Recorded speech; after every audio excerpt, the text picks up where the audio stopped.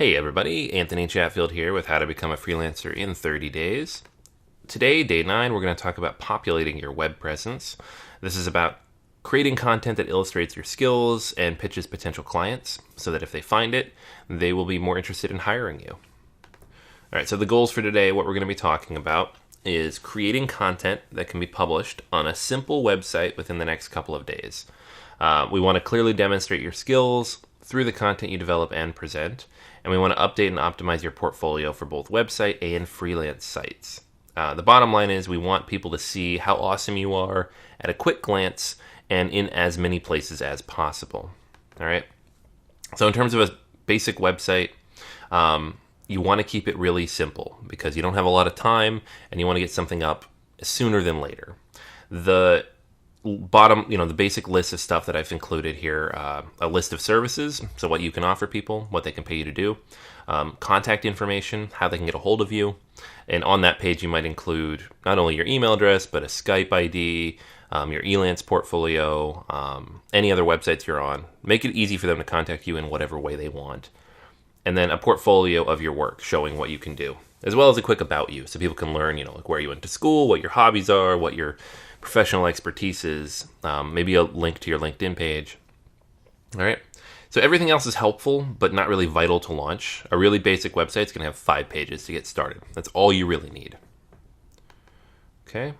So before we jumped too far ahead, I wanted to show you kind of what my websites looked like, what the evolution of my online presence was. And just going to be honest up front, I don't actually have a photo of the first website I built.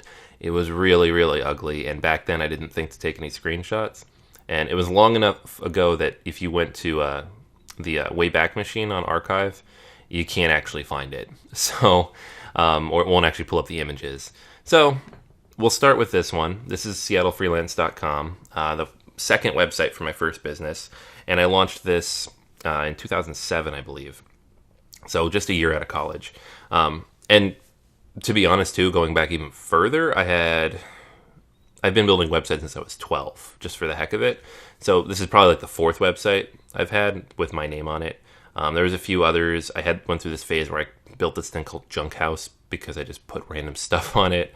There was another website that was mostly a blog that actually cost me a job at one point because I went to a job interview and they read it and it wasn't super recruiter facing. So I learned lessons there, but this is my first business and then my second website for that business. So you can kind of see the very, very basic outline, home, about, portfolio, contact, PLR is this product thing I offered. There's just content people could buy. I had somebody do this illustration at the top, which I still think is kind of cool, but the website itself is pretty basic. So that was the first one. Then when Great Leap Studios was launched back in 2009, late 2008, early 2009, this is the first website we built. It's a theme. It was not WordPress. It was an HTML theme with this slider here. And I built it before the company even existed. And it worked. It was basic enough. It had a blog. It had, home, about us, portfolios, blog, contact, services. So the same basic 5 things plus that blog. Try to keep it pretty basic. I just want to touch on the bare minimum stuff we needed to actually make a sale if someone landed on the website. About a year later, we launched the second edition of Great Leap Studios. And this is actually still up. It's run by my former business partner. He still runs this. So you can see a lot cleaner, a little bit nicer. It's in WordPress, so it's a little more flexible and easier to build out. Here's the home, services, specials. That's something we added, selling directly off the website. About us, blog, contact. And then the portfolio content's actually down here below the fold. You can easily access all that. So this is the current version of that website. So you can see how it kind of evolved over time. And then one last one I wanted to show you is my personal website and blog. This has been up for, basically since right when I graduated college. I launched a blog called thechatfield.com. Very clever, right? And I've been blogging there since 2006. I've since actually deleted quite a few posts from the blog, so now you can only see maybe 100 or so, including the most recent 15 from the last year or so.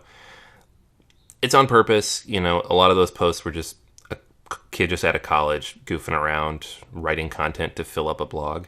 Some of them were blatantly trying to manipulate the search engines. Others just had really bad best practices and would have needed to be rewritten. Didn't get much traffic anyway, so it didn't matter. But you can go back. You can see some of my earliest posts. They are a few years old. And this is just where I post, mostly it's content about marketing and productivity. So, stuff that's interesting to me and that I feel I have a good angle on. You can also find links to ebooks I've written, some other resources to download, contact information. There's some information here about me and my background and stuff I like and all sorts of cool stuff. Like if you want to learn about me, this is where you go. All right. And then those are my websites. So you can still go to seattlefreelance.com. You can still go to greatleapstudios.com. I no longer own them, but they are still up. And then anthonychatfield.com is updated every week with new content, so you can check that out as well. But the key here is not to get too attached. I mean, the goal of your website is to be there and provide information. It's not this final perfect iteration of who you are and what you do. But at the same time, it's the hub of all of your online activity. So it needs to exist because this is something you 100% control. If Elance crashed tomorrow or their business went under or they decided they don't like you for whatever reason and they banned your account, you instantly lose access to that account. Nobody can do that to you on your website unless you're doing something really, really bad. So you are a business owner. This is an asset, something you own, and you should be growing it in value. So even if you're not going to get work through it right away, if it gets no traffic and nobody sees that website, it should exist at least so you can use it. You can put it on business cards. You can put it in the signature of your email. You can put it on your social media profiles. That's how important it is. And it's how people are going to judge you when they start to find out about you. So ideally, any website you build is going to show up number one when somebody searches for you in Google. That's important because then you can control what they see about you. It's not some random Facebook or LinkedIn page, which you still control, but it's in their format. And at the same time, if somebody else has your name, then you have to fight on that front too. So it's a very important tool. You don't have to spend a fortune or a ton of time doing it, but it's important that you do it. All right. Now, the content creation part, this is the part most people, they come to me and they say, I understand everything you just said, but I do not have time to write that much stuff. So just some really quick tips here to keep it short and easy. You only need at least 300 words per page. That's the minimum. That's what Google wants to see. So if you hit that point, you're good. Use images where applicable. I usually say one image per 300 words. So in this case, one per page. And then if you're having trouble writing about yourself, ask a friend or family member to do it for you. I find this is a really quick and easy way to do it. They'll write it, you edit it, it gets done really fast, and then you don't have to sit there and torture over how to describe yourself, which I know a lot of people have trouble with. I know I did when I got started. But keep it simple and straightforward. Don't try to get cute or clever or to overthink it too much. Just get to the point. What do you offer? What have you done? Done. That's it. If you're going to spend a lot of time on anything, spend it on your portfolio. I often, whether I'm interviewing somebody for a job, a writer or something, or I'm, looking at profiles, hiring a contractor, I'm always astounded when people send in samples or send over a portfolio that is not polished. This is literally the best work you should have because that's the stuff you're showing to people. And if it doesn't look good to me, the person who's thinking about hiring you, it's an instant no. I don't care what the resume looks like. I don't care how nice you are. I don't care how responsive you are, what your price is. If your portfolio doesn't look good, it's an instant no. Like, that's not something I can look over. So spend a lot of time on that. This is like, when you go into a job interview, you put on a suit because you want to look good. When you send in a portfolio, you spend 10 times longer than you would on a normal piece because you want it to look good. All right, so a good portfolio should illustrate each skill you claim to have. So if you have 5 services, you should have at least 5 items in your portfolio, one for each of those services so you can show that you've done it. It should showcase your very best work. The only caveat to this is if some of the best work you've done is with people who won't let you share it. You should always ask people before you share it because you don't want to have any issues later. If you're under NDA, for example, you obviously can't share it. If they just don't want you to, or don't want you to use their logo, you have to be careful on that front as well. It should entice someone to want to learn more about you. So it should be, evocative or interesting or exciting or new or different. If you're a designer, show something that's a little bit different than other people in your field, because then it shows that you can, you stretch a little bit.